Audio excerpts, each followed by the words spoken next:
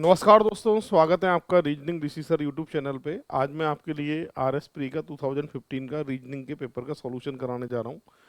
किस तरह के एग्जाम्पल आए थे 2015 में, उस पे आज हम चर्चा करेंगे। जुड़े रहिए मेरे साथ में। ये फर्स्ट नंबर का एग्जाम्पल कोडिंग डिकोडिंग से था। ठीक है भाई, इसका कोड ये है, इस वाले का कोड ये है, इसका कोड ये है। तो वन का कोड क्या आएगा? वन जो है वो थर्ड लाइन में दिखाई दे रहा है। सबसे पहले फर्स्ट और सेकंड की बात करें। फर्स्ट सेकंड में मुझे 5 कॉमन दिखाई दे रहा है। जो कॉमन है वो मुझे उसे हटाना है दोनों तरफ से। यहाँ 5 कॉमन है, यहाँ भी 5 कॉमन है। इन दोनों में कॉमन क्या दिखाई दे रहा है? ब्लैक। तो 5 का कोड जो है वो ब्लैक माना जाएगा। सेकंड और थर्ड में कॉमन क्या दिखाई दे रहा है? कि सर सेकंड और थर्ड में कुछ भी कॉमन नहीं है। फर्स्ट एंड थर्ड में 6 कॉमन है सर।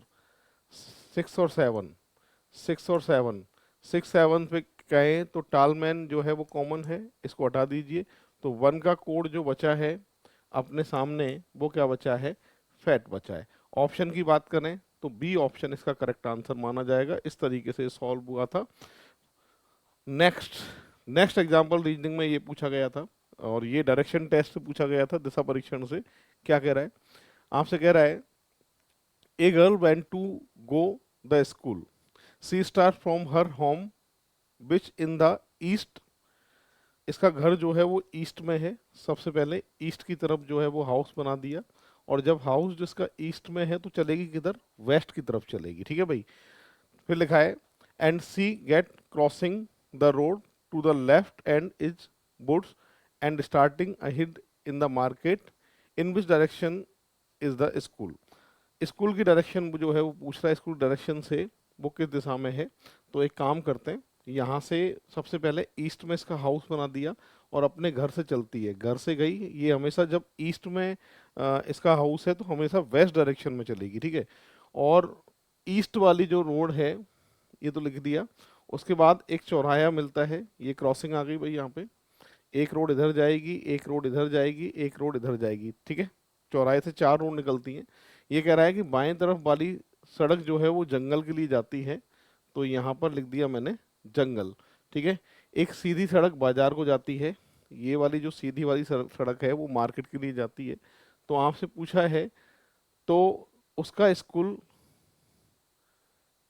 एक सड़क सीधी जाती है, उसका स्कूल जो है वो कौन सी डायरेक्शन में है ये पूछ रहा है। तो यहाँ पर स्कूल की डायरेक्शन जो बचेगी वो कौन सी बचेगी? नॉर्थ बचेगी। ये जगह जो है स्कूल के लिए बचती है। ऑप्शन की बात करें तो थर्ड नंबर का ऑप्शन इसका करेक्ट आंसर माना जाएगा। पूरी क्लास देख लीजिए। ये सेकंड नंबर का एग्जाम्पल था। इसका आंसर जो है वो नॉर्थ आएगा। ये नॉर्थ डायरेक्शन होती है। नेक्स्ट, ये थर्ड नंबर का रैंकिंग टेस्ट का एग्जाम्पल पूछा गया था। रैंकिंग टेस्ट में कह रहा था अपनी कक्षा में सालनी की रैंक ऊपर से 7वीं है। तो ये मैंने सालनी लिख दी, और सालनी की रैंक जो है वो 7 नंबर पे है, और नीचे से कितने नंबर पे है? 27वें नंबर पे है। ये नंबर आ गया साहब 27। तो आपसे कुल कितने विद्यार्थी हैं ये पूछा गया है। टोटल निकालने के लिए रैंकिंग टेस्ट में हमेशा याद रखना, दोनों तरफ के स्थानों को जोड़ के लास्ट में क्या करना पड़ता है? -1 करना पड़ता है। तो सही आंसर जो आएगा वो कितना आएगा? 33। ऑप्शन की बात करें तो ए ऑप्शन इसका सही आंसर होने वाला है। ये थर्ड नंबर का एग्जाम्पल था अपना। अब बढ़ते हैं आगे फोर्थ नंबर के एग्जाम्पल पे। ये एग्जाम्पल पूछा गया था मिसिंग नंबर से, नंबर अल्फाबेट सीक्वेंस से। यहाँ पर 132 28। सबसे पहले इन दोनों का टोटल करते हैं। 132 और 28, 0 6 1 डिवाइडेड बाई 8 करें तो कितना आएगा? 20 आएगा। ऐसे ही 71 प्लस 9 डिवाइडेड बाई 8 बराबर 10। आंसर निकाल सकते हैं ऐसे ही बिल्कुल कि सर 19 और 13 टोटल 32 डिवाइडेड बाई 8। तो आंसर कितना देके आएंगे? 4। ऑप्शन की बात करें तो ए ऑप्शन इसका सही आंसर माना जाएगा। इस तरीके से सॉल्व होगा। नेक्स्ट एग्जाम्पल ये आंखों के सामने है, और ये स्टेटमेंट कंक्लूजन का एग्जाम्पल है। क्या लिखा था देखिए, सबसे बेहतर अभ्यर्थियों के अलावा और कोई भी परीक्षा उत्तीर्ण नहीं हो सकता। मतलब हम में से जो सर्वश्रेष्ठ हैं, सबसे बेहतर हैं, वही परीक्षा उत्तीर्ण करेंगे। ठीक है।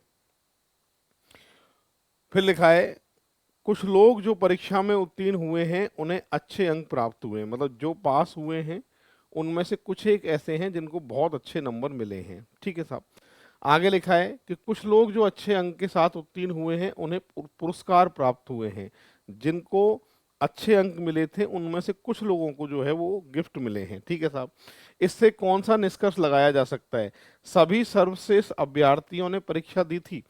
क्या जितने परीक्षा दे रहे थे वो सभी सर्वश्रेष्ठ थे, या जिन्होंने परीक्षा पास की थी वो सर्वश्रेष्ठ थे? कि सर परीक्षा पास की थी वो सर्वश्रेष्ठ थे, सभी सर्वश्रेष्ठ नहीं थे। पहला गलत है। वे सभी लोग जो परीक्षा में उत्तीर्ण हुए हैं वे सर्वश्रेष्ठ अभ्यर्थी हैं। वे सभी लोग जो परीक्षा में उत्तीर्ण हुए हैं वो सर्वश्रेष्ठ अभ्यर्थी हैं। सभी लोग परीक्षा में उत्तीर्ण हुए हैं। तो थर्ड वाले को चेक करते हैं, सेकंड को भी छोड़ते हैं। सभी सर्वश्रेष्ठ अभ्यर्थी अच्छे अंक से उत्तीर्ण हुए हैं। सभी सर्वश्रेष्ठ अभ्यर्थियों को क्या सभी को अच्छे मिले या कुछ को अच्छे अंक मिले? कि सर कुछ को मिले। नेक्स्ट, जो परीक्षा में उत्तीर्ण हुए हैं उन्हें अच्छे अंक प्राप्त हुए हैं। क्या सभी को प्राप्त हुए थे क्या? नहीं। तो यहां पर ज्यादा क्लियर जो है वो कौन सा है? वे सभी लोग जो परीक्षा में उत्तीर्ण हुए हैं वे सर्वश्रेष्ठ अभ्यर्थी हैं। तो सेकंड नंबर का ऑप्शन जो है इसका करेक्ट आंसर माना जाएगा। पूरी क्लास देख लीजिए एक बार, इस तरीके से जो है ये सॉल्व होगा। तो बढ़ते हैं दोस्तों नेक्स्ट एग्जांपल की तरफ। अगला एग्जांपल आपके सामने है। इस वाली आकृति में आपसे पूछे गए थे साहब रोम्बस, समचतुर्भुज पूछे गए थे। रोम्बस की डेफिनेशन क्या होती है पहले तो ये सुन लो। सबसे पहले क्वाड्रिलेटरल चतुर्भुज के तीन प्रकार होते हैं। पहला होता है पैरेललोग्राम, जिसे अपन बोलते हैं समांतर चतुर्भुज। पैरेललोग्राम की डेफिनेशन क्या होती है? सबसे पहले तो मैं आपको यही समझाता हूँ कि क्वाड्रिलेटरल क्या होता है। क्वाड्रिलेटरल ये होता है कि चार लाइनों को मिलाकर कैसी भी आकृति बन जाए वो सभी की सभी क्वाड्रिलेटरल ही होती हैं। ठीक है। ये सभी एग्जाम्पल जो हैं वो क्वाड्रिलेटरल के ही हैं जो बोर्ड पर दिखाई दे रहे हैं आपको। तो चार भुजाओं से मिलकर बनी हर आकृति चतुर्भुज होती है। इसके अंदर पहले आते हैं पैरेललोग्राम। पैरेललोग्राम मतलब समांतर चतुर्भुज। पैरेललोग्राम की डेफिनेशन क्या होती है? अपोजिट साइड इक्वल होनी चाहिए, वो सारी की सारी आकृति पैरेललोग्राम कहलाती हैं। जैसे कि स्क्वायर एक पैरेललोग्राम होता है, रेक्टेंगल भी एक पैरेललोग्राम होता है ना।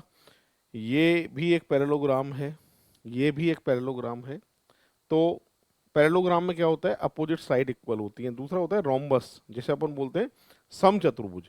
रोम्बस की डेफिनेशन क्या होती है? इसमें ऑल साइड इक्वल होनी चाहिए, सभी भुजाएं जो हैं वो समान होनी चाहिए। जैसे स्क्वायर एक रोम्बस का एग्जाम्पल होता है, ये रोम्बस का एक एग्जाम्पल है। ठीक है भाई, ये रोम्बस होते हैं। और इसके बाद तीसरा आता है ट्रेपेजियम, जिसे अपन बोलते हैं समलंब चतुर्भुज। ट्रेपेजियम का जो एग्जाम्पल है वो ये वाला एग्जाम्पल ट्रेपेजियम का होता है। ठीक है, फिलहाल इसको हटा देते हैं। हमसे पूछा है रोम्बस, समचतुर्भुज। अब क्या क्या रहा है इसमें देख लेते हैं।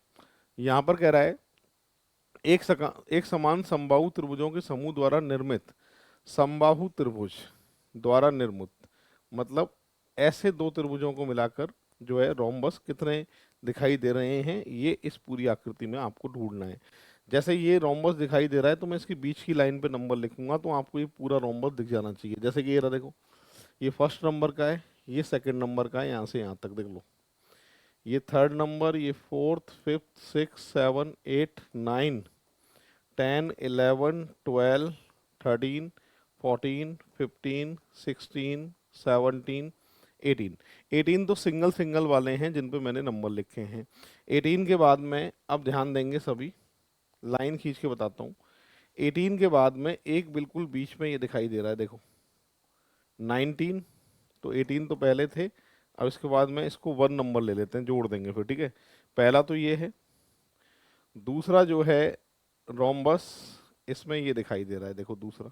ठीक है, और थर्ड नंबर का जो रोम्बस इसमें दिखाई दे रहा है मुझको, वो कौन सा दिखाई दे रहा है? ध्यान से देखना सभी, ये थर्ड नंबर का है। ठीक है, और कोई कॉमन इसके अंदर है नहीं, इसलिए सभी का टोटल किया जाए तो आंसर कितना देखे आएंगे? 21। यानी सी ऑप्शन इसका सही आंसर होने वाला है। इस तरीके से ये सॉल्व होगा। पूरी क्लास देख लीजिए। 6 नंबर का एग्जाम्पल था ये। सिटिंग अरेंजमेंट से पूछा था एग्जाम्पल 6 नंबर का। 6 व्यक्ति हैं, टेबल के चारों तरफ बैठते हैं। तो एक मैंने टेबल बना दी 6 व्यक्तियों के लिए, 2, 4 और 2, 6। ए और बी एक दूसरे के पास नहीं बैठते हैं, ई और एफ एक दूसरे के सामने आमने सामने हैं, सी एफ के तत्काल दाईं ओर बैठता है, ए ई तथा सी के मध्य नहीं बैठता है, तो डी एफ के आगे नहीं है। ठीक है, डी एफ के आगे नहीं है, तो इनमें से कौन सा ऊपर दी गई शर्त का अनुरूप नहीं है। ठीक है, ए ई और एफ के मध्य नहीं है तो सी एफ के तत्काल दाएं बैठा है। तो यहां पर इसको सॉल्व करने के लिए कंडीशन जो दे रखी है इसमें, सी एफ के आगे नहीं है, यदि यदि वाली कंडीशन लिखी हुई है। तो इसको सॉल्व कैसे करेंगे वो तरीका सीख लेते हैं। सबसे पहले यहाँ पर राइट का लेफ्ट होगा और लेफ्ट का राइट होगा। ठीक है, अब यहाँ पर सबसे पहले लिखा है ई और एफ एक दूसरे के सामने हैं, तो मैंने ई और एफ को ऐसे लिख दिया। ठीक है साहब, ई और एफ एक दूसरे के सामने हैं। अब आगे लिखा है ए और बी एक दूसरे के पास नहीं बैठते हैं, चलो इसकी बात ध्यान रखेंगे। और कह रहा है सी एफ के तत्काल दाईं ओर बैठता है, सी एफ के तत्काल दाईं ओर बैठता है, यदि ए ई तथा सी के मध्य नहीं है। यदि वाली कंडीशन है तो रख के भी देखना है और नहीं भी रख के देखना है। ए ई और सी के बीच में नहीं है, तो इसका मतलब ए को एक बार तुम यहां मत बिठाओ, तो इसका मतलब ए जो है वो यहां आ सकता है और ए यहां आ सकता है, तो ए और बी साथ में नहीं बैठने चाहिए, तो बी यहां आ सकता है। ठीक है, और बचा कौन है आपके सामने, ए बी सी डी बचा है। एक तो इस तरीके से सर्कल बन सकता है ये, दूसरा सर्कल कैसे बन सकता है वापस देख लो एक बार। 6 लोग हैं टोटल मिला के, इसमें से ई फिक्स है, एफ फिक्स है और सी फिक्स है। ठीक है, और इसके बीच में जो है ए नहीं बैठना चाहिए, तो इस बार बेटा ए को यहाँ बिठा दो, और ए को यहाँ बिठाओगे तो बी पास में बैठ नहीं सकता। एक स्थिति ये बन सकती है इसकी, और तीसरी स्थिति सर्कल की ये बन सकती है। 3 स्थितियां जो हैं इसमें दिखाई दे सकती हैं। यहाँ पर फिक्स है ई, और यहाँ पर फिक्स है बेटा एफ, और यहाँ पर फिक्स है सी। यदि ए ई के बीच में नहीं है तो एक बार बिठा के देख लेते हैं। इसके बीच में अगर ए आएगा तो ए इसके बीच में आएगा, तो इसमें सी एफ के दाएं है, ये बात पूरी हो गई। ए और बी एक दूसरे के पास नहीं है, ठीक है। ई एफ एक दूसरे के सामने है, और ये डी एफ के आगे नहीं है, डी एफ के आगे नहीं है, डी एफ के आगे नहीं है। आगे नहीं है का मतलब पड़ोसी, तो इस वाली कंडीशन में तो डी एफ के आगे आ रहा है। ठीक है, और डी एफ के आगे नहीं है तो डी यहाँ और बी यहाँ। एक कंडीशन ये बन सकती है, ये पहली कंडीशन हो गई, और ये वाली हो गई बेटा दूसरी कंडीशन, सेकंड। थर्ड वाली को मैं दोबारा से बना देता हूँ एक बार फिर से। तीसरी कंडीशन भी चेक कर लेते हैं बन रही है कि नहीं बन रही है। ई यहाँ पर, एफ यहाँ पर, सी यहाँ पर, डी एफ के आगे नहीं है, डी एफ के आगे नहीं है, तो डी को यहाँ और ए को यहाँ, ये तो ले लिया मैंने, है ना, और ए को यहाँ। 2 कंडीशन बन गई हैं। तो फिलहाल इनमें से दक्षिणावर्त दिशा में ऊपर दी गई शर्तों का अनुरूप नहीं है। मतलब इनमें से 4 में से 3 तो सही हैं और एक जो है वो गलत है, वो चेक करना पड़ेगा। पहले डी ऑप्शन को चेक करता हूँ। ए सी एफ डी, ए सी एफ डी, ए सी एफ डी, यदि वाली कंडीशन लिखी है डी एफ के आगे नहीं है। ठीक है, तो एक काम करते हैं, ए को यहाँ और डी को यहाँ एक बार हटा के भी देख लिया और एक बार रख के भी देख लिया। ठीक है, दोनों कंडीशन से देख लिया मैंने। वापस से चेक करते हैं, A C F D B E, A C F D, ये डी 2 बार आ गया, यहाँ पर बी, बी ई। तो एक तो ये कंडीशन संभव है थर्ड नंबर की, पर गलत पूछ रहा है। B D E A, B D E A C F, एक ये कंडीशन बन सकती है, इसलिए ये आंसर नहीं हो सकता। और एक F A D E, FADE और BC, एक ये कंडीशन बन सकती है। तीन जो है स्थितियां इसकी आ सकती हैं। ये क्यों हुआ है? यदि लिखा हुआ है इस कारण से, यदि A E तथा C के मध्य नहीं है, मतलब ये इसके मध्य नहीं है और हो भी सकता है, तो D F के आगे नहीं होगा। अगर ये इसके बीच में नहीं है तो D F के आगे नहीं होगा। तीन स्थितियां बन सकती हैं। और कौन सी नहीं बन सकती है? DAEB। DAEB, किसी में भी DAEB का क्रम नहीं है, तो कौन सी शर्त जो है वो पूरी नहीं करेगी? इसका ए ऑप्शन। तो इस तरीके से तीन स्थितियां सर्कल की बनाते हुए इसको सॉल्व करना है, और कौन सी स्थिति नहीं बनेगी वो पूछ रहा है, तो ए ऑप्शन इसका सही आंसर होगा। इस तरीके से होगा। पूरी क्लास देख लीजिए एक बार सभी। नेक्स्ट, ये एग्जाम्पल आया था 8 नंबर का, तो इसको बच्चों डिलीट कर दिया था। क्यों डिलीट कर दिया था? क्योंकि इसमें कोई भी, देखो इस तरह के जो एग्जाम्पल होते हैं ये कंटिन्यूएशन सीरीज होती है, सतत श्रृंखला। इसके अंदर पेयर बनाने पड़ते हैं, जोड़े बनाने पड़ते हैं, बट ये एग्जाम्पल ऐसा दिया था 15 में कोई जोड़ा नहीं बन रहा था। हालांकि इसको अगर आप देखें तो इसमें ABCD चार चार के पेयर करूं तो C गायब है, इसमें बेटा B गायब है चार के पेयर में, और इस वाले ACDB इस वाले पेयर में देखें तो कोई सीरीज जो है वो उसमें नहीं बन रही थी। तो यहाँ पे ये वाला एग्जाम्पल जो है डिलीट गया था, क्योंकि इसके अंदर कैसे भी करके आप जो है ट्राई कर लीजिए, कोई भी पेयर जो है वो बनेगा ही नहीं, कोई सीरीज नहीं बनेगी इसमें। फिर भी अगर मैं इसमें C ऑप्शन लिख के देखता हूँ तो CBBA,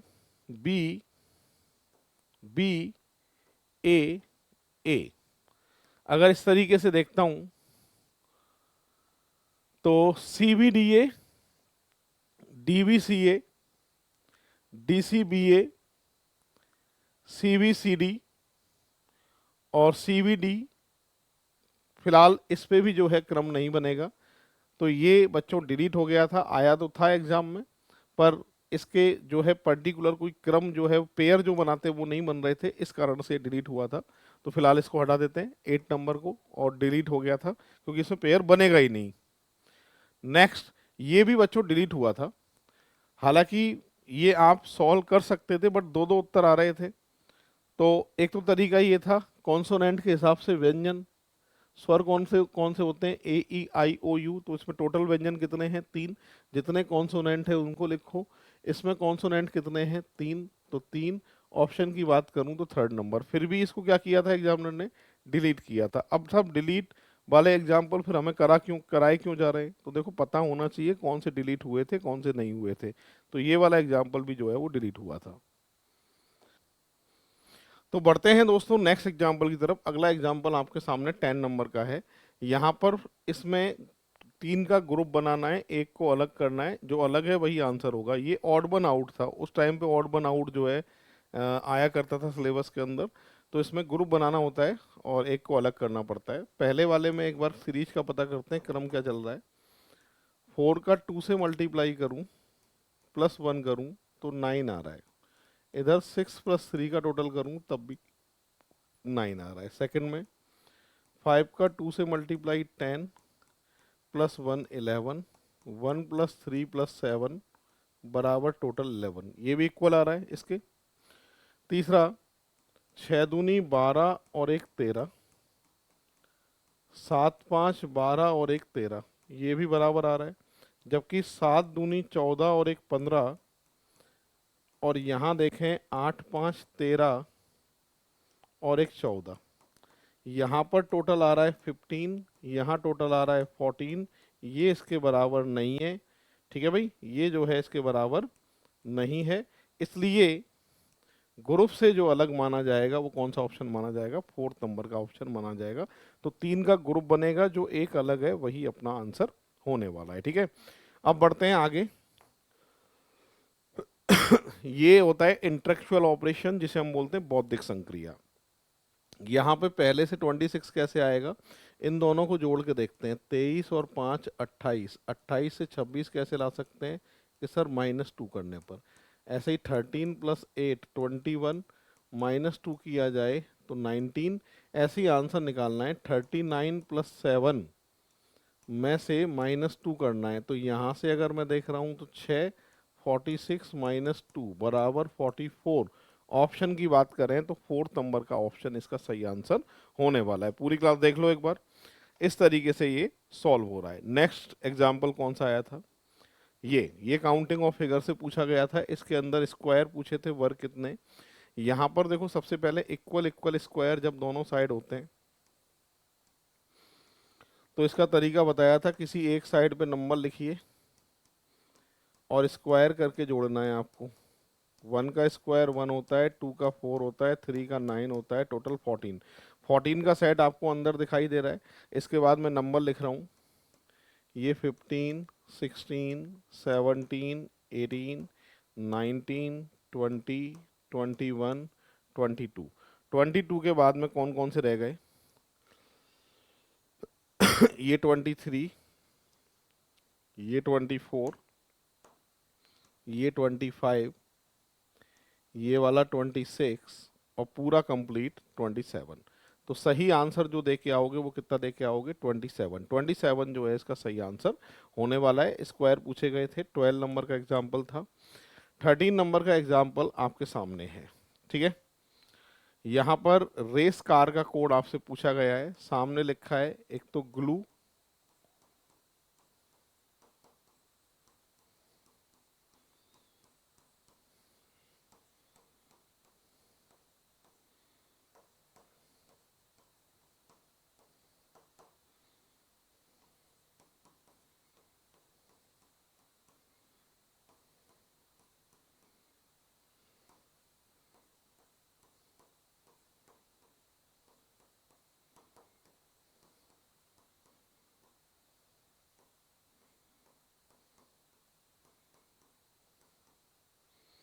रेस कार का कोड आपसे पूछ रहा है। रेस कार का कोड क्या है, इसमें अगर हम देखें तो सबसे पहले यहाँ पर ग्लू कॉमन है और ग्लू के सामने आ रहा है ब्लू, ठीक है। और एक सेकंड और थर्ड में सिल्को कॉमन है और सिल्को का कोड है बाइसिकल। एक तो आपसे रेस कार का कोड पूछ रहा है, किसका पूछ रहा है साहब, एक तो रेस का, एक कार का कोड पूछा है। रेस के सामने तो स्पाडी लिखा हुआ है, फाइनल है। एक तो आंसर में स्पाडी तो आएगा आएगा, ठीक है। तो यहाँ पर स्पाडी आएगा। और कार एक नई चीज है, यानी ये शब्द नया है। जब भी शब्द नया होगा तो उसका कोड भी नया आएगा। मतलब आंसर की में स्पाडी होना चाहिए और कार का नया कोड होना चाहिए, इन पुराने में शामिल नहीं होना चाहिए। ये आपको चेक करना है। फर्स्ट वाले को देख रहा हूँ, स्पाडी इसमें है, इसमें स्पाडी नहीं है तो ये नहीं आ सकता, इसमें स्पाडी नहीं है तो ये नहीं आ सकता। दो ऑप्शन तो कर चुके हैं, अब दो ऑप्शन बचे मेरे पास में। कार का कोड क्या होगा, कार के कोड के लिए यहाँ पर लिखा है सिल्को, और सिल्को जो है वो पुराना कोड था बेटा। किसका कोड था सिल्को, कि यहाँ पर जो सिल्को था वो बाइसिकल का कोड था। तो यहाँ पर अगर बाइसिकल होता तो फिर आंसर सिल्को और स्पाडी आ जाता। पर ऐसी सूरत में जो है पुराना कोड नहीं आ सकता, नया कोड लेना पड़ेगा। बोलो, ऑप्शन की बात करें तो ए ऑप्शन जो है इसका करेक्ट आंसर माना जाएगा। तो एक बात याद रखनी है, जब भी कोई शब्द नया आता है तो उसका कोड भी नया आएगा, कभी पुराने में उसको शामिल नहीं कर सकते। ऑप्शन को देखकर सही आंसर इसका ए ऑप्शन माना जाएगा। अब बढ़ते हैं आगे।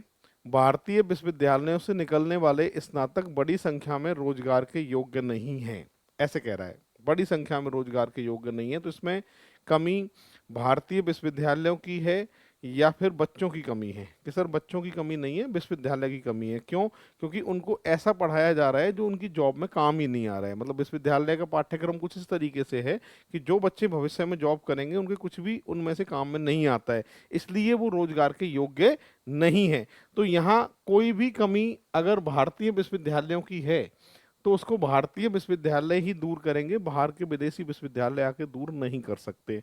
तो यहाँ पर पहले की बात कर रहा है।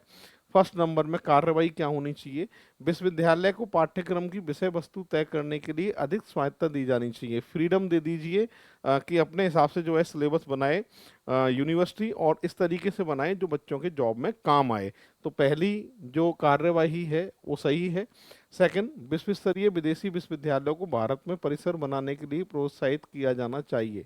तो यहाँ पर विदेशी विश्वविद्यालयों की कोई बात ही नहीं है, भारतीय विश्वविद्यालयों की कोई कमी है तो उसको दूर भारतीय विश्वविद्यालय ही करेगी, इसलिए सेकंड वाला जो है वो सही नहीं है। कुछ लोग दोनों को सही कर देते हैं, गलत हो जाएगा, ठीक है। सही ऑप्शन कौन सा है, एक ऑप्शन की बात करें तो बी ऑप्शन इसका सही आंसर माना जाएगा। इस तरीके से सॉल्व हो रहा है। ये था बच्चों course of action logical reasoning का, 14 एग्जाम्पल हो चुके हैं। 15 नंबर का एग्जाम्पल क्या पूछा था, देखिए, भारत में अधिकांश संस्थाओं ने ऑनलाइन पद्धति अपना ली है, अधिकांश ने ऑनलाइन पद्धति अपना ली है, ठीक है साहब। अब इससे आपको अनुमान क्या लगेगा, पूर्व अनुमान क्या लगेगा, एजम्पशन क्या है, भारत के सभी भागों में परीक्षार्थी कंप्यूटर में दक्ष हैं, और यहाँ लिखा है हो सकता है, ऐसा हो सकता है लिखा है, इस कारण से ये बात सही हुई है।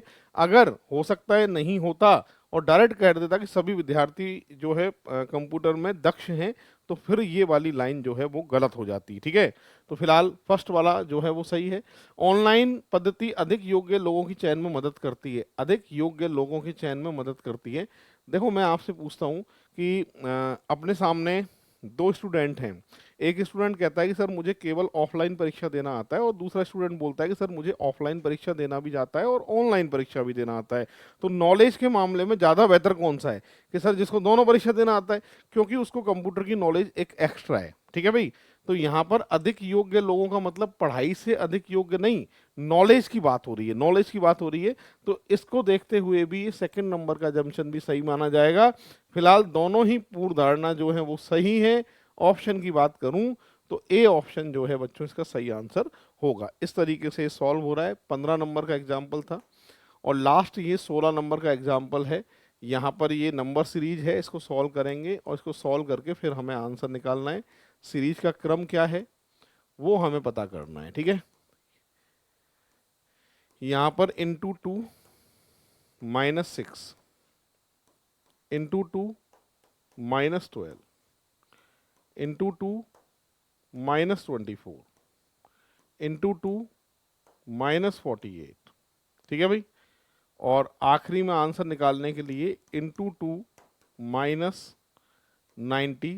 96 का डबल करके 96 ही माइनस करें तो आंसर भी कितना देके आओगे फिर कि सर 96। ऑप्शन की बात करें तो बी ऑप्शन जो है इसका करेक्ट आंसर होने वाला है। पूरी क्लास देख लो एक बार, ये नंबर सीरीज है इसकी।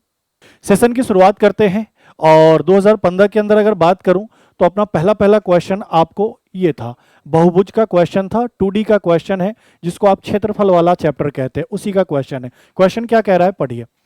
क्वेश्चन नंबर 1 आपसे ये कह रहा है कि एक समबाहुभुज के एक वहिष्य कोण तथा एक अंतःकोण का अनुपात दिया है 1:5।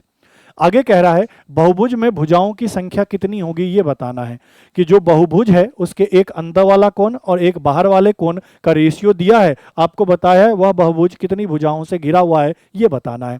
देखो मैंने क्लास में आपको चीख चीख कर चिल्ला पढ़ा रखा है कि हमेशा ध्यान रखेंगे, और क्या ध्यान रखेंगे कि सर प्रत्येक अंतःकोण, या फिर ऐसे कह दूं एक अंतःकोण, अंतः मतलब अंदर वाला कोण, और एक बाहर वाला कोण बाह्य कोण, इनका योग हमेशा कितना होता है 180 डिग्री होता है।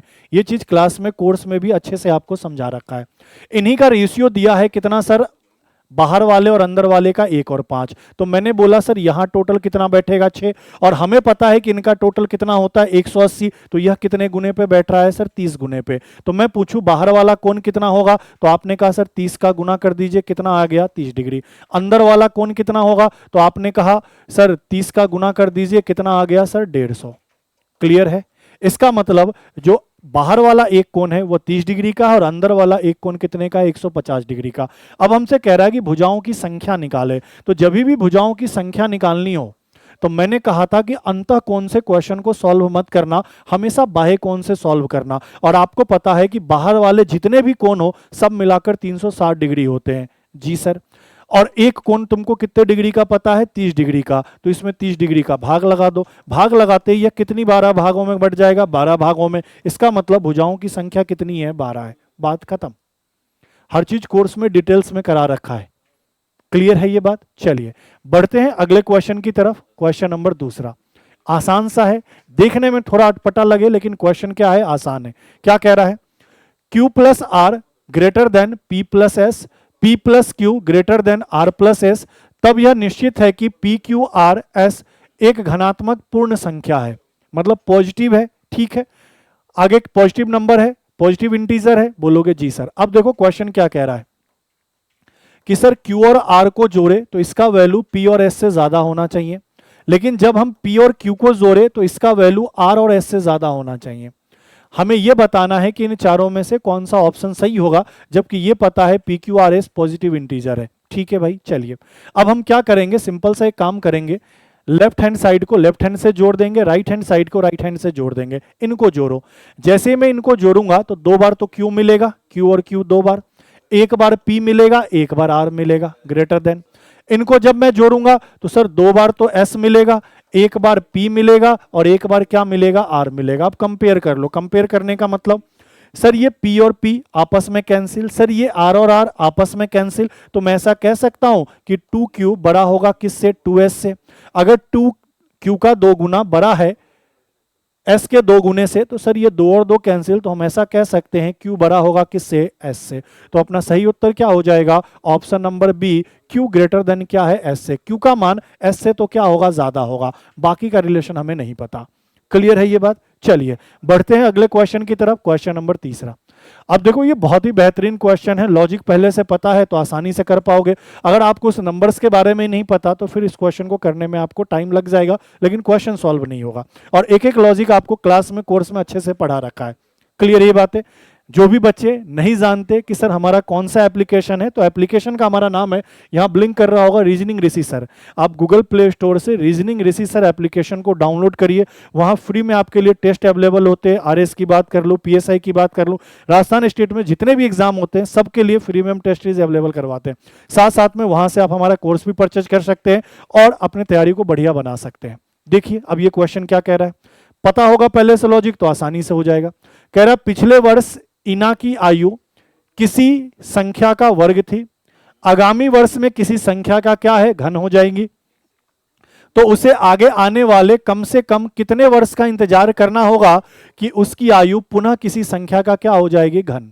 अब कहना क्या चाह रहा है कि एक लड़की थी जिसका नाम ईना था, अब कुछ भी ले लो, ईना मीना डीना, उसकी अभी कुछ एज होगी, पता नहीं क्या एज है, लेकिन कह रहा है कि एक साल पहले जो एज होनी चाहिए वह किसी संख्या का स्क्वायर होना चाहिए, और एक साल बाद जो एज होना चाहिए वो किसी संख्या का क्यूब होना चाहिए, कहने का मतलब घन होना चाहिए।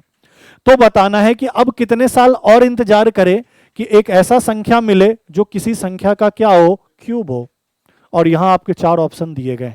अब आपको यह पता करना होगा कि सर ये x का मान क्या होगा। अब ये डेटा के बारे में आपको नहीं पता तो क्वेश्चन पेपर में सॉल्व नहीं हो पाएगा। अब ये डेटा क्या हो सकता है, तो देखो एक लौटा डेटा 26 हो सकता है।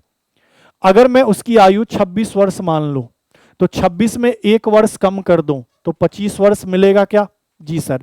26 में एक वर्ष बढ़ा दूं तो 27 वर्ष मिलेगा क्या, जी सर। मुझे बताइए 25 किस संख्या का वर्ग है, 5 का। 27 किस संख्या का घन है, 3 का। तो हमसे ऐसा ही तो कहा गया कि ईना की जो आयु है उसमें एक साल कम करे तो किसी संख्या का वर्ग बने, एक साल बढ़ा दे तो किसी संख्या का घन बने। तो डेटा बैठ गया। अब इस डेटा के बारे में पता नहीं होगा तो फिर पेपर में करना मुश्किल हो जाएगा। अब आगे क्या कह रहा है, आगे कह रहा है कि अब इसको, अभी तो पता चल गई है 26 साल की है, अब इसको कितना और इंतजार करना पड़े कि जो संख्या बने वह किसी ना किसी का क्या हो, क्यूब हो। तो ऑप्शन से देख लो। अगर मैंने पहला ऑप्शन उठाया 42, तो मैंने कहा 26 में 42 जोड़ दूं, सर 26 में 42 जोड़ दूंगा 78 बनेगा, क्या 78 किसी संख्या का क्यूब है, नहीं, तो सर ये ऑप्शन नहीं हो सकता। 26 में मैंने दूसरा ऑप्शन उठाया 10 जोड़ा तो वैल्यू कितना बना, 36 किसी संख्या का क्यूब है, नहीं, तो ये ऑप्शन नहीं हो सकता। फिर मैंने 26 में 20 जोड़ा, 20 जोड़ते ही वैल्यू क्या बना, 46 किसी संख्या का क्यूब है, नहीं, तो ये ऑप्शन नहीं होगा। तो अब इकलौता बचा यही, तो यही होगा। अब चाहो तो चेक कर लो। सर जैसे ही 38 वर्ष आगे जाएंगे तो 26 और 38 क्या बनेगा, 64, और आप खुद बताओ 64 किसका क्यूब है, तो आप कहोगे सर 4 का क्यूब है। तो सही उत्तर क्या हो जाएगा, 38। अब क्वेश्चन तभी होता जब ये डेटा आपको पहले से पता होता कि ऐसी कौन सी संख्या है जिसमें एक साल पीछे और एक साल आगे जाए, पीछे जाए तो वर्ग, आगे जाए तो क्या बने, घन। चलिए आगे बढ़ते हैं। अब यह भी बढ़िया क्वेश्चन है। क्या कह रहा है, n के सभी पूर्णांक मानों की संख्या जिसके लिए n² + 48 हमेशा एक पूर्ण वर्ग होगा। कहना क्या चाह रहा है, समझ रहे हो।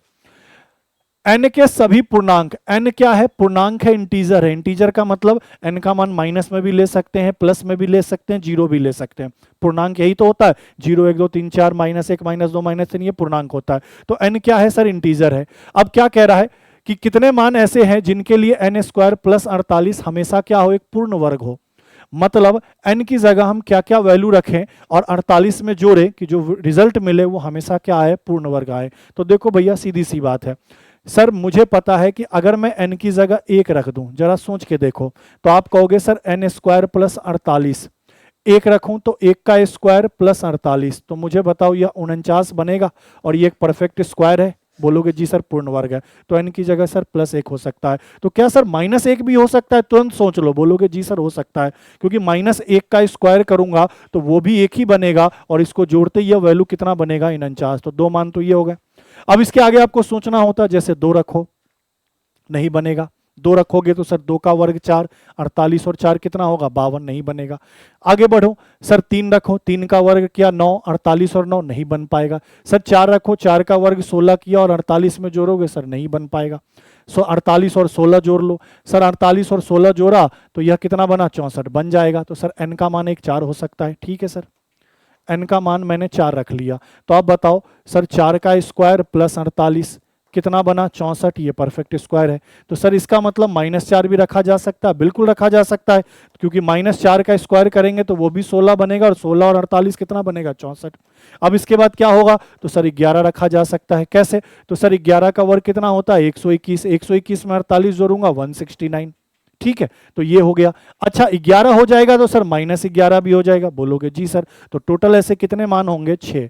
n की जगह हम 6 मान रख सकते हैं, और पूर्णांक कहा तो पॉजिटिव भी ले सकते हैं, नेगेटिव भी ले सकते हैं, जीरो भी ले सकते हैं। जीरो लोगे तो काम नहीं बनेगा, तो आपने कहा सर ऐसे n के कितने टोटल मान है, 6 मान। 6 मान रखेंगे n की जगह जो कि पूर्णांक होंगे, तो सर यह परफेक्ट वर्ग बन जाएगा, क्या, n स्क्वायर प्लस 48। चलिए भाई आगे बढ़ते हैं, अगले को देखिए। ये टाइम एंड वर्क का क्वेश्चन है। 2015-13 में इससे रिलेटेड क्वेश्चन पूछे जाते थे, हालांकि अब इन टाइम पे इनसे रिलेटेड क्वेश्चन पूछना बंद कर दिया गया है। क्वेश्चन क्या कह रहा है, देखिए, एक्स वाई जेड किसी कार्य खंड को क्रमशः 9, 18 और 24 दिन में समाप्त करते हैं। उन्होंने एक साथ मिलकर कार्य करना प्रारंभ किया, किंतु वाई और जेड कार्य पूर्ण होने से 3 दिन और 2 दिन पहले कार्य छोड़कर चले जाते हैं। कार्य समाप्त होने से 3 दिन पहले कौन गया, वाई, और 2 दिन पहले कौन चला गया, जेड। आगे क्या कह रहा है, पूर्ण हुए कार्य में वाई के सापेक्ष जेड के योगदान का अनुपात बताएं। मतलब जितना भी कार्य पूरा हुआ उसमें वाई ने कितना कार्य किया, जेड ने कितना कार्य किया, उनका रेशियो बताना है। तो सबसे पहले देखो समझो, सर मैं अगर आपसे पूछना चाहूं कि सर एक्स पूरे काम को कितने दिन में करता है, तो आप कहोगे 9 दिन में। वाई पूरे कार्य को कितने दिन में, 18 दिन में। और जेड पूरे कार्य को कितने दिन में, 24 दिन में। तो मैं पूछूं पूरा कार्य क्या होगा, तो सर इनका एलसीएम, किनका एलसीएम, इन तीनों का। सर टोटल वर्क है, जो टोटल काम है वह कितना है, 72 है। तो मैं पूछूं एक्स एक दिन में कितना काम करेगा, तो 9 से काट दो, कितनी बार, 9 8 72। वाई एक दिन में कितना काम करेगा, तो 18 चौका 72। और जेड एक दिन में कितना काम करेगा, 3। ये इसकी एफिशिएंसी है, क्षमता, मतलब एक दिन का कार्य। अब देखो क्या कह रहा है, सर टोटल कार्य मेरे पास कितने हैं, 72। सुनना मेरी बात अच्छे से, बहुत शॉर्टकट और शानदार लॉजिक। टोटल काम कितना है, 72। क्या कह रहा है, वाई काम समाप्त होने से कितने दिन पहले काम छोड़कर गया, 3 दिन। तो मैं काम करता हूं, वाई को 3 दिन के लिए बुला लेता हूं। 3 दिन पहले गया, 3 दिन के लिए बुला लेता हूं। तो मुझे बताओ वाई एक दिन में कितना काम करता है, 4। तो 3 दिन में कितना काम करेगा, सर 4 तिहाई 12, मतलब 12 काम ये वाई और कर देगा अगर मैं बुला लेता तो। जेड कितने दिन पहले कार्य छोड़कर गया, 2 दिन पहले। तो मैं काम करता हूं, जितने दिन पहले ये कार्य छोड़कर गया उतने दिन के लिए ही बुला लेता हूं। जेड को 2 दिन के लिए बुला लिया। जेड एक दिन में कितना काम, 3 काम। तो 2 दिन में कितना काम, 6 काम। मतलब जेड 2 दिन के लिए आ जाता, 6 काम और हो जाता। तो सर यहां टोटल काम कितना हो जाता, 90। अब बताओ इस 90 कार्य को कौन कर रहा होगा, एक्स तो कर ही रहा होगा क्योंकि एक्स कभी गया ही नहीं। वाई को तुमने बुला लिया, जेड को तुमने बुला लिया, मतलब एक्स वाई जेड तीनों मिलकर इस 90 कार्य को कर रहे हैं। तो मैं पूछूं कि सर यह तीनों मिलकर उस कार्य को कितने दिन में करेंगे, तो सर यह एक दिन में 8 काम, यह एक दिन में 4 काम, यह एक दिन में 3 काम। तो तीनों मिल जाएंगे तो एक दिन में कितना काम, 8 4 12 3 15। 15 का भाग लगा दो। 15 का भाग लगाते ही पता चल गया कि सर कितने दिन का टाइम लगेगा, 6 दिन का। इसका मतलब क्या है कि जो कार्य है वह टोटल कितने दिन में समाप्त हुआ है, 6 दिन में। यहां तक की कहानी क्लियर होनी चाहिए कि टोटल कार्य कितने दिन में समाप्त हुआ? 6 दिन में। अब देखो क्या पूछा, अब हमसे पूछा y के काम और z के काम का रेशियो, काम का ही रेशियो पूछ रहा है। अब खुद सोचो सर पूरा काम कितने दिन में हुआ? 6 दिन में। सोच के देखो पूरा काम कितने दिन में हुआ? 6 दिन में। y कितने दिन पहले चला गया? 3 दिन पहले। तो सर 6 दिन में पूरा काम होना था, y 3 दिन पहले चला गया, तो y कितने दिन काम किया होगा? 3 दिन ही तो किया होगा। 6 दिन में से 3 दिन पहले y चला गया, तो y काम कितने दिन किया होगा? 3 दिन। अब खुद बताओ y एक दिन में कितना काम कर रहा है? 4, तो 3 दिन में कितना काम करेगा? 4 तिहाई 12।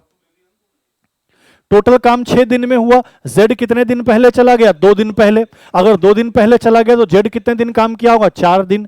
सर एक दिन में कितना काम कर रहा है? 3, तो 4 दिन में कितना काम करेगा? 4 तिहाई 12। और 12 12 का रेशियो मतलब 1:1, मतलब उनके द्वारा किए गए कार्य का रेशियो क्या होगा? 1:1। काम खत्म। क्लियर है? चलिए बढ़ते हैं आगे अगले क्वेश्चन में। ये देखो ये समांतर माध्य का है, माध्य माध्यिका बहुलक के अंदर भी ऐसे क्वेश्चन आ जाते हैं, या फिर नॉर्मल आप एवरेज का क्वेश्चन मान लो, ऐसे क्वेश्चन आ जाते हैं। अब इसके लिए आपको फॉर्मूले का नॉलेज होना जरूरी है, अन्यथा नहीं कर पाएंगे। क्वेश्चन क्या कह रहा है? एबीसी का समांतर माध्य m/3 है। ठीक है भाई, सर इनका समांतर माध्य m/3 है, तो इनका योग क्या होगा? हमेशा ध्यान रखना है इस चीज का कि सर माध्य बराबर राशियों का योग बटा राशियों की संख्या, ये याद रखना हमेशा। माध्य बराबर क्या? राशियों का योग बटा राशियों की संख्या। तो मुझे बताओ यहां राशि कितनी है? 3, और इनका समांतर माध्य मतलब एवरेज कितना है? m/3। तो मैं बोलूं तीनों का योग क्या होगा? तो आप क्या कहोगे? जो भी इनका माध्य है और जो भी संख्या उनका गुणा कर दीजिए। बोलो, अगर मुझे यहां पे टोटल निकालना होता तो मैं कहता ना माध्य में संख्या का गुना कर दीजिए। सर माध्य कितना है? m/3, और कितनी संख्या है? 3, तो 3 का गुना, मतलब इन तीनों का योग। किन तीनों का योग? सर a b c का योग कितना आएगा? m आएगा। क्या यहां से ये बात क्लियर है? बोलोगे जी सर। अगला क्या दिया है? 1/a 1/b बराबर -1/c। इनको सॉल्व करो। सर 1/a 1/b और बराबर में क्या है? -1/c। तो बराबर किस साइड आएगा? तो प्लस का 1/c हो जाएगा, और इधर क्या बच जाएगा? 0। बोलोगे जी सर। आगे बढ़े, इनको सॉल्व करो। सर इनका लय से क्या हो सकता है? ए बी सी। ए से ए कटेगा तो यहां क्या बचेगा? B C. बी से बी कटेगा तो यहां क्या बचेगा? ए सी। सी से सी कटेगा तो यहां क्या बचेगा? ए बी, और बराबर क्या? 0। अब ये A plus B plus C, sorry A B C जो नीचे भाग में इधर गुना में जाएगा, और जैसे ही गुना करोगे 0 का ए बी सी के साथ तो वैल्यू 0 हो जाएगा। इसका मतलब क्या है कि sir A B plus A C plus B C का मान क्या दिया है? 0 दिया है। ये दो डेटा हमें दिया है। अब हमसे क्या कह रहा है कि sir A square B square और सी स्क्वायर का माध्य ज्ञात करें। तो सर माध्य कैसे निकालते हैं? राशियों का योग। पहला राशि ए स्क्वायर, दूसरा राशि बी स्क्वायर, तीसरा राशि सी स्क्वायर, राशियों का योग बटा राशियों की संख्या। संख्या कितनी है? 3, तो ये होना चाहिए। लेकिन ए स्क्वायर बी स्क्वायर सी स्क्वायर का मान हमें पता नहीं है, ये निकालना होगा। यहां पुट करेंगे, 3 का भाग लगाएंगे, आंसर आएगा। अब कैसे निकालेंगे? तो इसके लिए आपको एक सिंपल फॉर्मूला पता होना चाहिए। क्या? कि sir a plus B plus C का होल स्क्वायर क्या होता है?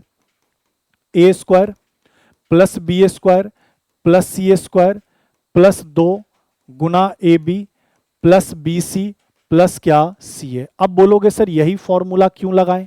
ये फॉर्मूला इसलिए लगाएं क्योंकि यहां ए का वर्ग बी का वर्ग और सी के वर्ग का योग निकालना था। तो सर कहीं ना कहीं दिमाग में चल रहा है कि स्क्वायर होगा। अगर ये घन होता तो कहीं ना कहीं दिमाग में चलता घन का फॉर्मूला होगा, तो मैंने स्क्वायर का फॉर्मूला लगा दिया।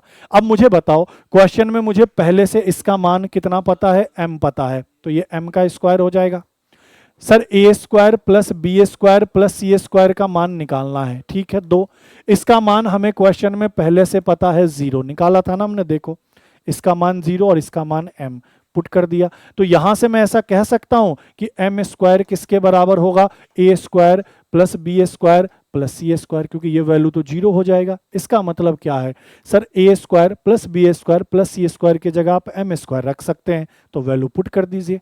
सर यहां इनके जगह मैं क्या रख सकता हूं? m स्क्वायर रख सकता हूं, और भाग किसका? 3 का। यही अपने क्वेश्चन का सही उत्तर। ऑप्शन नंबर 20 को थोड़ा सा सही कर लेना, इन्होंने लिखा सही से नहीं है। m स्क्वायर और बटा क्या है? ये 3 है, ये एक्चुअल में ये है।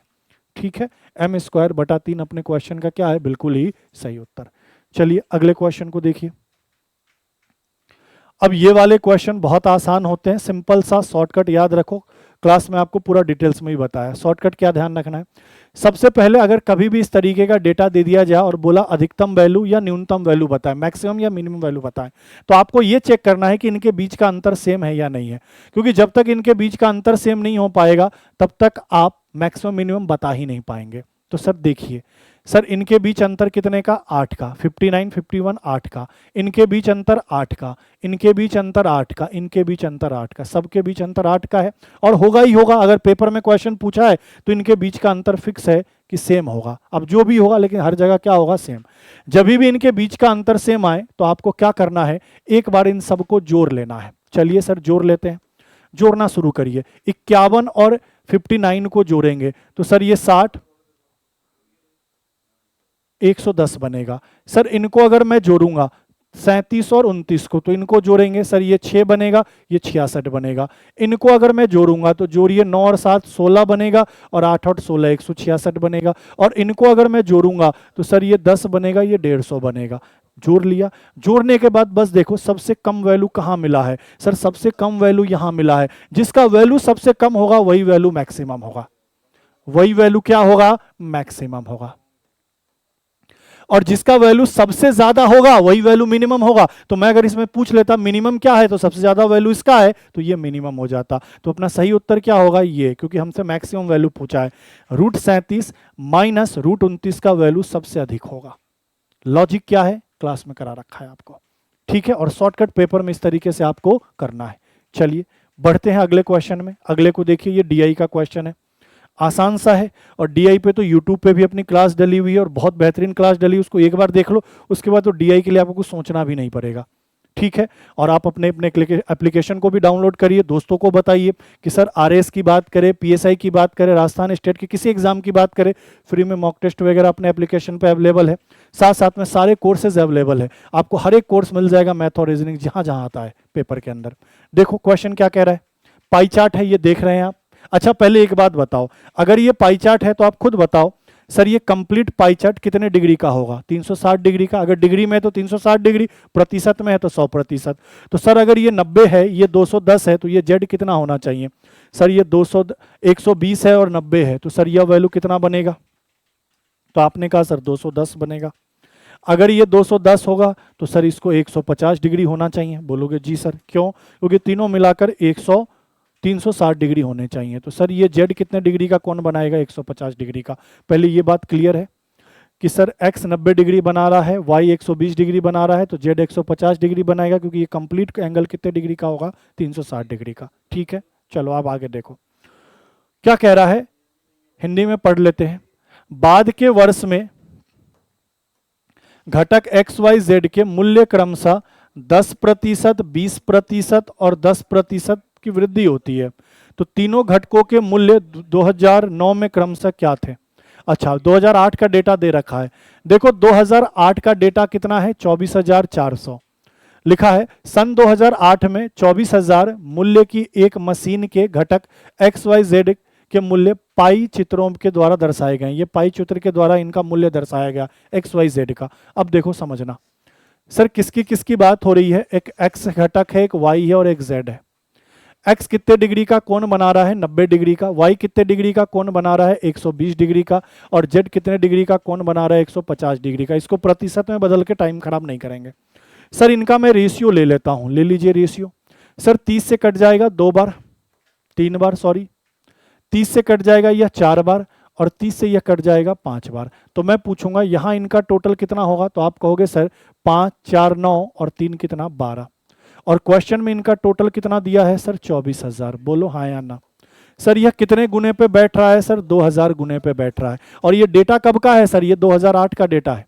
ये कौन सा डेटा है, 2008 में XYZ का डेटा है, ठीक है। तो मैं पूछूंगा 2008 में x का मान कितना होगा, तो आप कहोगे इसका 2000 गुना कर दीजिए 6000। इसका डेटा क्या होगा, तो 2000 का गुना कर दीजिए सर 8000। और इसका डेटा क्या होगा z का, तो 2000 का गुना कर दीजिए 10,000। तभी तो टोटल मिलाकर कितना बना होगा 24,000। तो 2008 में इस 24,000 में से एक्स वाई जेड को कितना कितना मिला, एक्स को 6,000 मिला, वाई को 8,000 मिला और जेड को 10,000 मिला। पहले ये बात क्लियर हो गया, तब आगे बढ़ेंगे। अब क्वेश्चन क्या कह रहा है कि जो भी एक्स वाई जेड को मिला है पिछले वर्ष में, उसमें एक्स में 10 बढ़ाओ, वाई में 20 बढ़ाओ और जेड में 10 बढ़ाओ, तो अब 2009 में इनका मूल्य क्या हो जाएगा। तो मुझे बताओ, एक्स में कितना परसेंट बढ़ाना है, 10%, वाई में कितना बढ़ाना है सर 20%, और जेड में कितना बढ़ाना है सर 10%। अब खुद बताओ, गधा से गधा बच्चा भी 10% बताएगा, कितना, 6,000 का 10% कितना होता है 600। जैसे ही 600 बढ़ाओगे तो एक्स का मान अब क्या होगा 6600। 8,000 का 20% सर 10% 800 होता, 20% इसका 2 गुना कितना हो जाता 1600। जैसे ही 1600 बढ़ाऊंगा तो सर वाई का मान कितना होगा 9600। 10,000 का 10% कितना हो जाएगा सर 1,000। जैसे ही 1,000 बढ़ाऊंगा तो कितना हो जाएगा 11,000। मतलब 2009 का डेटा क्या होगा एक्स वाई जेड का 6600, 9600 और 11,000, जो कि कहाँ दिख रहा है, ऑप्शन नंबर सी में। ऑप्शन नंबर सी अपने क्वेश्चन का क्या है, बिल्कुल ही करेक्ट उत्तर। ठीक है, आसान था, ज्यादा हार्ड नहीं था। चलिए बढ़ते हैं। अब ये डेटा देखो, ये भी पाई चार्ट है। अब देखो पाई चार्ट में क्या कह रहा है, ए बी सी डी ये सारा डेटा दिया है। ठीक है, आगे यहां देखो, पहले पढ़ लेते हैं। कह रहा निम्नलिखित पाई चार्ट एक परिवार के मासिक घरेलू बजट है, मतलब ये घरेलू बजट का पाई चार्ट है। ए भोजन को दर्शाता है, बी वस्त्र को दर्शाता, सॉरी सी वस्त्र को दर्शाता है, बी यातायात को, डी मकान किराए को, एफ बचत को और ई विविध खर्च को। ठीक है, क्या कह रहा है, यदि परिवार की मासिक बचत, बचत कितना है एक परिवार की 4500, तो उसका मासिक इनकम क्या होगा ये बताना है। अच्छा, बचत कौन दर्शा रहा है, तो आप कहोगे सर बचत कौन दर्शा रहा है, एफ। तो सर बचत कितना है ये पता नहीं है। सर ये सारा डेटा किस में है, सर परसेंटेज में है, इसको सही करिए। ये सारा डेटा किस में है सर, परसेंटेज में है। ये सारा डेटा किस में है, परसेंटेज में है।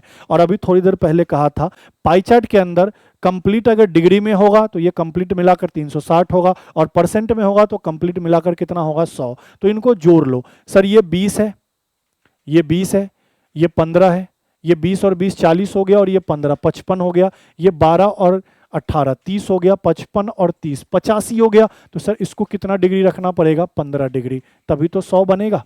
सर एफ का मान कितना होगा, तो आप यही तो कहोगे 100% माइनस कितना 85%, कहने का मतलब 15%। कैसे, तो इन सबको जोड़ लिया, उसके अलावा कितना बचा 15% और, तो 15 एफ का मान होगा। इसका मतलब क्या है, इसका मतलब क्या है कि सर क्वेश्चन में खर्च कितना है 4500, प्रतिशत में हमें खर्च कितना पता है 15, और हमसे पूछा इनकम क्या होगा, टोटल आय क्या होगा, तो आय अपने आप में 100%, तो 100 का मान पूछ दिया, 100 का मान निकाल दो।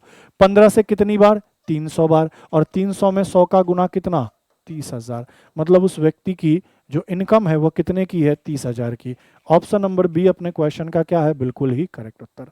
तो देखा ये 2015 के पेपर का लेवल था, वैकेंसी 13 में आ गई थी लेकिन पेपर 15 में हुआ था, वहां आपके 9 क्वेश्चन पूछे गए थे। क्या लेवल था, आपने चीजों को देखा है। ठीक है, अपने दोस्तों में एक बार वीडियो को जरूर शेयर करिए, सभी को बताइए कि जो भी बच्चे आरएस पीएसआई की तैयारी कर रहे हैं वो हमसे जुड़ सकते हैं, अपने मैथ और रीजनिंग के पोर्शन को बहुत बेस्ट बना सकते हैं। आप 20 के 20 क्वेश्चन आरएस प्री में मैथ में ला सकते हैं और रीजनिंग में, क्योंकि प्री और रीजनिंग मैथ और रीजनिंग मिलाकर टोटल 20 क्वेश्चन आएंगे मैथ और रीजनिंग के। तो आप ये कंप्लीट नंबर ला सकते हो और ये आपके सिलेक्शन में कहीं ना कहीं फायदेमंद रहेगा। जैसे कि कई बार पेपर क्या होता है, टफ बन जाता है जीके का, तो अगर मैथ रीजनिंग पे आपका अच्छा कमांड है और इतना कमांड आप कर सकते हैं जिससे आप 20 के 20 क्वेश्चन सॉल्व कर पाए पेपर में। ठीक है, इसके लिए आप हमसे जुड़ सकते हैं, रीजनिंग रिसीसर एप्लीकेशन को डाउनलोड कर सकते हैं, यूट्यूब पे आप हमें देख ही रहे हैं, अपने दोस्तों में भी क्या कर दीजिए, इनको एक बार शेयर कर दीजिए। चलिए मिलते हैं अगले सेशन में, आज के लिए इतना ही। थैंक यू, धन्यवाद।